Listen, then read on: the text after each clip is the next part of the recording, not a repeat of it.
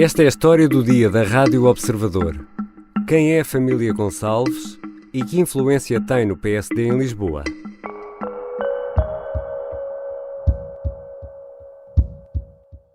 Isaltino Moraes está de novo a ser alvo de buscas da Polícia Judiciária por suspeitas de corrupção, participação económica em negócio e prevaricação.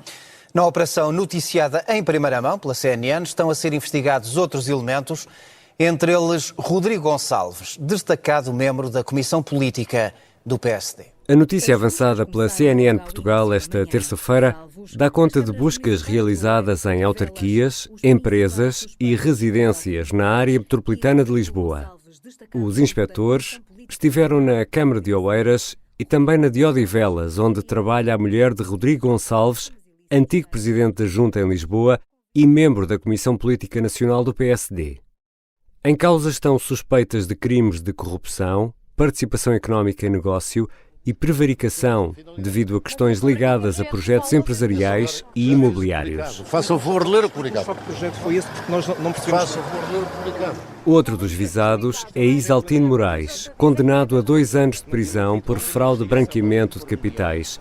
Esteve 1 ano detido na Carregueira. Hoje é presidente da Câmara Municipal de Oeiras. Mas nega qualquer ligação a Rodrigo Gonçalves? Não faço ideia do que está a falar. Leia o meu comunicado. Mas dizia também. O meu comunicado diz tudo. Muito obrigado. Mas dizia que era uma fabulação legal ao PSD. Obrigado.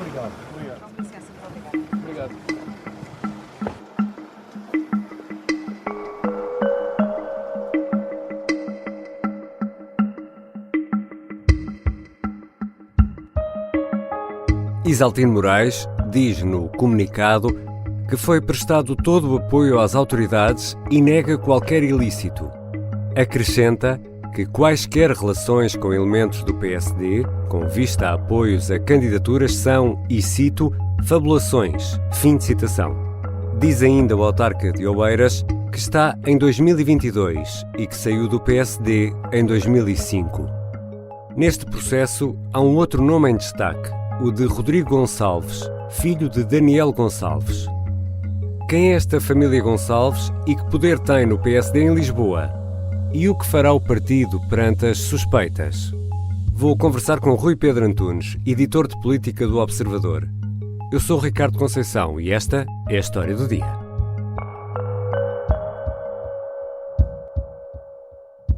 Bem-vindo, Rui Pedro. Olá, Ricardo.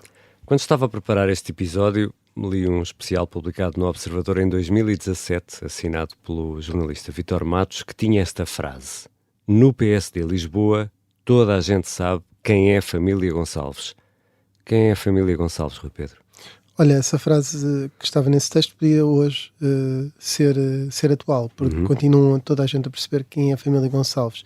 É uma família com muita influência em termos de sindicato de votos, ou seja, quando há eleições no PSD Lisboa, aquilo que a família Gonçalves, neste caso Daniel Gonçalves, que é o pai, e Rodrigo Gonçalves, que é o filho, o irmão gêmeo dele, Asdrúbal, também esteve nestas andanças, mas agora está mais afastado.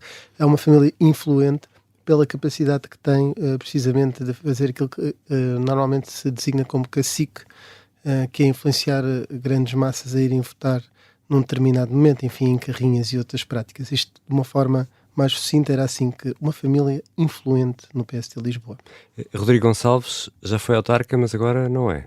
Atualmente não é autarca, apesar de ter outro tipo de responsabilidades no partido. Já foi, sim, no passado, presidente da Junta de Freguesia de São Domingos de Benfica. E agora que cargo é que tem, nomeadamente no PSD? Agora é membro da Comissão Política do PSD, que é a direção. Não é a cúpula, porque dentro da direção há a Comissão Permanente, que é mais fechada, é mais restrita, mas mesmo assim é o órgão de direção e, portanto, que é liderado por Luís Montenegro, pode-se dizer que é um membro, um vogal, da direção do PSD.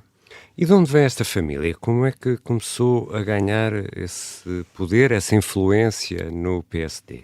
Bom, esta família surge, é um bocadinho herdeira da secção A do PSD. Antigamente as letras iam da secção A a H. A era na zona de Benfica, onde também está São Domingos de Benfica, e tinha um grande player, também conhecido como um grande cacique, se assim podemos chamar, que era António Preto. O homem da mala? Exatamente, que foi presidente da Distrital depois mais tarde e um dos grandes apoiantes de Manuela Ferreira Leite, e também recuperado por Rui Rio, chegou perto do Rui Rio, ir com ele a um programa 5 para a meia-noite, perto de umas eleições, e portanto é alguém que também não está totalmente afastado do PSD, e teve nesse caso chamado caso da mala, que creio que mais tarde até acabou ilibado, mas que tinha várias circunstâncias, independentemente daquilo que depois foi o caminho da justiça, estranhas, e era reconhecida esta capacidade de cacicagem.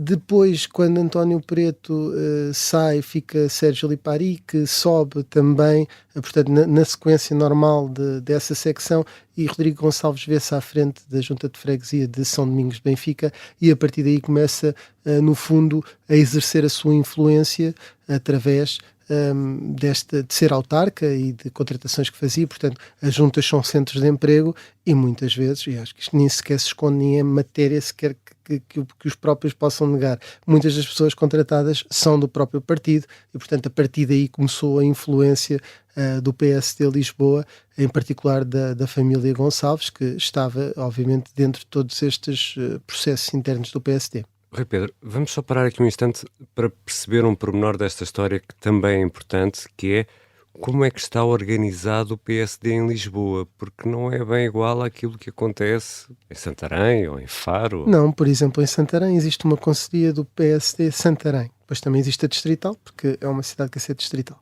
No caso de Lisboa, é a maior conselhia do PSD, o Porto é a segunda maior, enfim. Lisboa é a maior conselhia, tem muitos militantes. Enfim, o número vai oscilando, mas chegamos a ter mais de 2.000 votantes numa reunião de conselhia, além de, se juntarmos a isso, mais 4.000, enfim, dos que eventualmente não participam, mas é mesmo muito grande. E os números são, se formos a militantes mesmo, são números muito grandes e com muita relevância no cômputo geral do partido todo.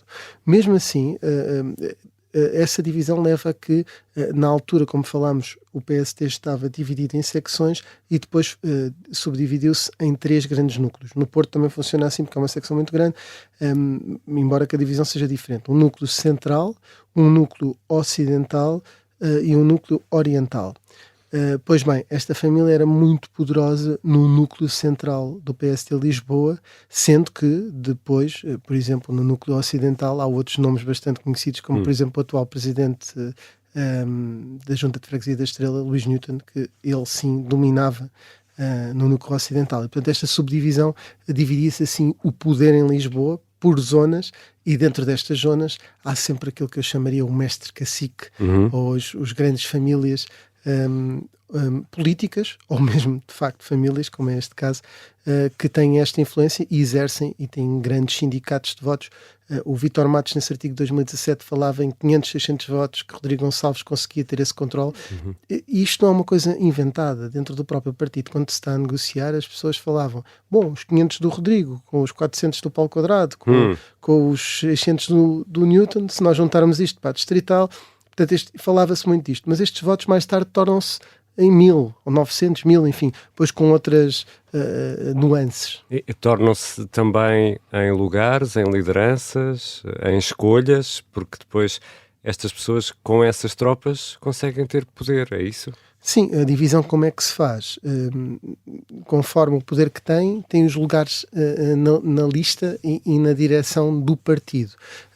Rodrigo Gonçalves, com base neste sindicato de votos, chegou a ser vice-presidente da Conselhia. Então, quando o presidente saiu, foi interinamente presidente da Conselhia. Curiosamente, teve sempre muita influência em quem ganhava, e quando foi ele próprio a concorrer, houve uma grande frente unida, e ele conseguiu de facto meter lá os 1.000 votos, mas perdeu por 1.100 e poucos votos na altura para Paulo Ribeiro, numa disputa que houve ali na Conselhia do PSD de Lisboa. Portanto, mas na verdade sempre teve este tipo de influência. Ora, se depois vai para tesoureiro, ou para secretário, ou para presidente ou vice-presidente da Comissão Política, quando chega a altura de definir as listas de deputados, se tiver uma determinada Câmara, agora o PSD tem a Câmara de Lisboa, a escolher um diretor municipal, um diretor de uma empresa municipal, enfim, quem está lá tem sempre essa capacidade de influência, funciona assim, não é só no PSD, no PS também, e portanto tudo parte da base para depois ter um poder maior mais tarde.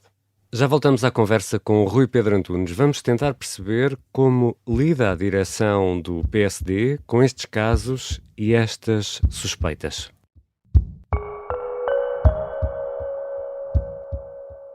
As armas e os barões assinalados. E o resto é história, com João Miguel Tavares e Rui Ramos, às quartas-feiras, depois do Jornal do Meio-Dia e sempre em podcast.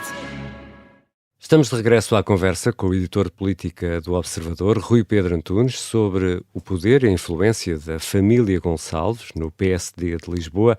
Rui Pedro, há muitos casos, há suspeitas que envolvem Rodrigo Gonçalves e o pai, Daniel Gonçalves, que agora é presidente de junta, não é? Sim, agora é presidente de junta das Avenidas Novas.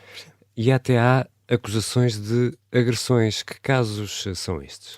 É verdade, existem até dessa altura várias histórias de formas muito criativas de aglomerar votos. Uma delas até incluía estadias num hotel do Algarve, em que, julgo que na zona da Baleia, enfim, a história é muito complexa. Semanas de férias? Semanas de férias em que dizia isto é uma oferta da secção A do PSD Lisboa. E, portanto, a moeda de troca era as pessoas passavam uns dias na Baleia de uma determinada entidade e depois a retribuição era por via de votos. Nessa altura também há várias histórias, ainda também no caso da Mala, de compra de votos e fala-se muito no PSD, enfim, de que o valor de um voto era 20, 30 euros, portanto cada pessoa que se disponibilizava a votar. E não há provas específicas de quem faz isto muitas vezes, mas há provas de compra de votos e de pagamento de cotas, não é? O próprio Rodrigo Gonçalves, quando fez declarações no DIAP, num caso em que acabou por ser ilibado, creio que nessa altura António Preto não foi, ainda chegou a ser acusado, em que o próprio dizia que, bom, quem pagou as cotas foi o António Preto, nós só inscrevíamos as pessoas. E, portanto, há muitas histórias a envolver estes casos. O caso da agressão aconteceu no dia 4 de novembro de 2009, em que Rodrigo Gonçalves terá agredido a murro e pontapé um companheiro de partido, Domingos Pires, que era, pronto, tinha uma certa idade, tinha 71 anos, e que tinha acabado de perder a própria junta de Benfica para o PS. Na altura, Rodrigo Gonçalves era presidente da junta de São Domingos de Benfica, que é vizinha. Ele foi efetivamente condenado por agressão e mais tarde o Tribunal da Relação confirmou esta agressão. Portanto, neste aspecto, ao contrário de muitas outras coisas que não deram em nada, que não foram provadas, embora fossem do conhecimento geral, o caso da agressão aconteceu efetivamente, também estas divergências partidárias. E, portanto, parte daqui também essa ideia de haver também agressões envolvidas vem precisamente desta história. Há pouco falaste também em Luís Newton. Há outras fações ou famílias que influenciam o poder do partido do PSD em Lisboa?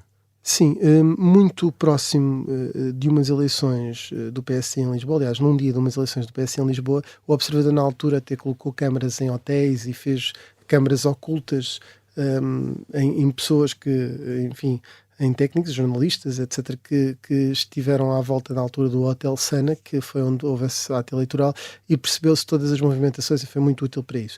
E não era apenas a facção da família Gonçalves, que também estava lá em peso nessas eleições. Os tais votos, não é? Os tais votos que se conseguem. A chegar em carrinhas e todos em fila, etc. O que passou a existir também, verificou-se também, foi que a facção de Luís Newton, que autarca da Junta de Freguesia da Estrela, na altura também era próximo de um deputado influente em Lisboa, que era, entretanto, já se afastou por outras andanças, que era o Sérgio Azevedo, e que tinham muita influência no núcleo ocidental. E, portanto, depois no núcleo oriental, Paulo Quadrado, há outro tipo de figuras influentes, mas Luís Newton é muito, muito influente e, portanto, tem também, mais uma vez, uma junta de freguesia, dá esse poder. A Junta de Freguesia da Estrela tem mais fregueses do que muitos municípios têm Exatamente. municípios. As freguesias de Lisboa têm agora um poder tem incrível. um poder. E um orçamento. Quanto mais delegação de competências existe, e muitas coisas que são feitas nessas juntas são bem feitas, inclusivamente por alguns destes autarcas, mas utilizam muitas vezes esse poder para fazer contratações ou de familiares ou de pessoas do partido, e é por aí que essa influência se exerce. E essas fações estão em paz? Já ouvimos histórias, por exemplo, de tiros na Câmara Municipal de Lisboa. Sim, aí nessa matéria, neste momento, as coisas estão um bocadinho mais apaziguadas, porque Luís Newton foi reeleito Presidente da Conselhia com 70% dos votos. Houve uma lista alternativa, mas com outras lógicas. Tem graça que são lógicas, eram moedistas que estavam um pouco incomodados com uma espécie de oposição interna que Luís Newton e os seus correligionários vão fazendo a Carlos Moedas em algumas situações, nomeadamente ter votado contra Helena Roseta na Assembleia Municipal, onde Luís Newton também é o presidente da bancada, e nestas guerras internas surgiu uma candidatura, mas era que se dizia, que falava quase em nome de Carlos Moedas, portanto, numa outra lógica, porque a nível de famílias já está tudo resolvido e portanto, famílias políticas dentro do PSD Lisboa, Luís Newton e a família Gonçalves neste momento estão apaziguadas, já se juntaram muitas vezes numa frente comum, já tiveram em lados diversos, e quando estão em lados diversos aquece essa luta e também a cacicagem, não é? Rui Pedro, por tudo isso que estás a explicar, fica-nos aqui uma dúvida, que é: os sucessivos líderes do PSD vão convivendo com tudo isso. Não há aqui ninguém que diga: meus amigos, isto assim não pode ser. Tem graça, Ricardo. Olha, em primeiro lugar, Rodrigo Gonçalves faz logo parte da lista oficial de Pedro Passos Coelho ao Conselho Nacional em 2016, porque se percebe que ele vale muitos votos e o que interessa ali é ter a maior votação. Depois, mais ou menos um ano depois, em 2017, Pedro Passos Coelho sai esta notícia do Observador, na altura do Vítor Matos, e percebe quem é a família Gonçalves e já percebi algumas coisas e fica publicamente, reduz a margem. Então decide o seguinte, que é: Daniel Gonçalves e Rodrigo Gonçalves não são mais candidatos à junta e, portanto, coloca-lhes um travão. Ora, toda a atividade político-partidária passava por estes centros de decisão. Nesta altura, Rodrigo Gonçalves já não era presidente da junta, mas o pai era, e era recandidato. E o PSD até acabou por perder essa Câmara. E Rodrigo Gonçalves, de uma forma provocatória, chega a juntar 1000 pessoas num jantar em Lisboa e pede que Pedro Passos Coelho seja o candidato a Lisboa numas eleições. Isto aconteceu em 2017, portanto, que acabaria depois por resultar. E o Pedro Passos Coelho tenta pôr um travão na família Gonçalves, que o odiou para todo sempre. Quem é que o vai recuperar? Rui Rio, que precisa dele para furar em Lisboa a hegemonia prevista de Pedro Santana Lopes. E com o apoio dele, Rui Rio ajuda a eleição de Rui Rio, Rodrigo Gonçalves, e depois Rui Rio retribui colocando a trabalhar como consultor na sede do PSD. Mas ele acaba por sair. Acaba por sair porquê? Porque se descobre, na altura creio que de um trabalho do Diário de Notícias, que Rodrigo Gonçalves e também creio que o pai tinham perfis falsos e, portanto, faziam uma espécie de bots no Twitter para fazer, que na altura era um assunto muito em voga, em que, na verdade, utilizavam esses perfis falsos para fazer política partidária e ataques a adversários políticos, e foi daí que foi obrigado a afastar também Rodrigo Gonçalves, que agora depois voltou.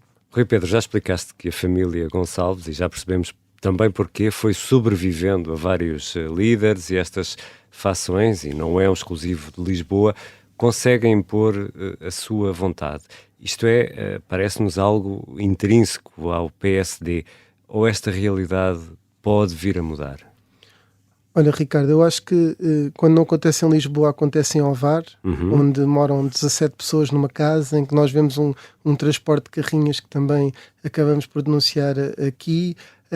Acontece como acontecia antigamente numa concelhia lá em cima muito grande, não vou aqui especificar, mas que passava o autocarro de uma fábrica e os trabalhadores todos, o dono da fábrica era do PSD, iam votar no dia da votação, que era à sexta-feira, em vez de ser ao sábado, porque era a altura de saída da fábrica e, portanto, a conselhia só votava à sexta-feira, e vai havendo também várias destas situações que ainda há tempos também relatámos, como votantes fantasma, pessoas que não estavam sequer no Conselho no dia da votação do PSD, como aconteceu nas últimas, e votaram e foi descarregado o voto delas no voto. Portanto, isto é intrínseco ao PSD, acontece também noutros partidos, às vezes fazem isto de uma forma mais atabalhoada e são apanhados mais depressa e, portanto, neste aspecto tem sucedendo os casos do PSD. Se me perguntas se isto um dia vai mudar, eu que acompanho o PSD há 15 anos como jornalista profissional, 14, 15 anos, eu diria que não. Obrigado, Rui Pedro. Obrigado, Ricardo.